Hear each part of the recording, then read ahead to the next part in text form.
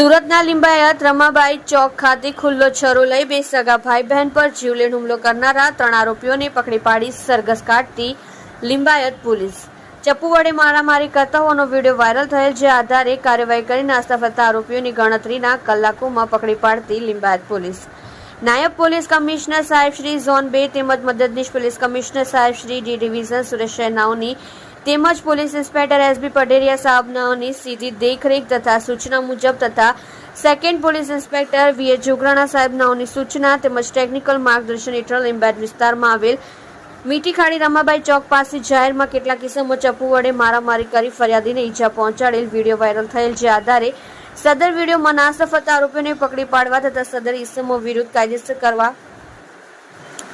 સૂચના આપેલ, જે અન્વયે સર્વેલન્સના પોલીસ સબ ઇન્સ્પેક્ટર જીવી દિહોરા તથા સર્વેલન્સ સ્ટાફના માણસો દ્વારા ટીમ વર્ક કરી તથા ટેકનિકલ વર્કઆઉટ કરી હ્યુમન રિસોર્સ આધારે વિશ્વાસુ બાતમીદાર મારફતે બાતમી હકીકત આધારે જે નીચે મુજબના આરોપીઓને પકડી તેઓ વિરુદ્ધ કાયદેસરની કાર્યવાહી કરે છે, જેમાં ખુલ્લા છરો લઈ ભાઈ બહેન ઉપર હુમલો કરી ઈજા પહોંચાડનાર આરોપીઓ સાબિર સામુદ્દીન શેખ ઉંમર વર્ષ 20 ધંધો હમાલી કામ રહેવાસી પ્લોટ નંબર 393 રમાબાઈ ચોક ગલી નંબર 4 મીઠી ખાડી લિંબાયત સુરત શહેર। ઈશાક અયુબ શેખ ઉંમર વર્ષ 32 ધંધો મજૂરી કામ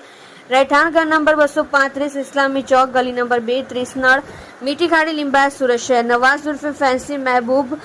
આલમ સૈયદ ઉંમર વર્ષ 20 ધંધો સાડી પેકિંગનું રહેવાસી ઘર નંબર 52 ગલી નંબર 3 રમાબાઈ ચોક લિંબાયત સુરતને પકડી પાડી સારી અને પ્રશંસનીય કામગીરી કરેલ છે।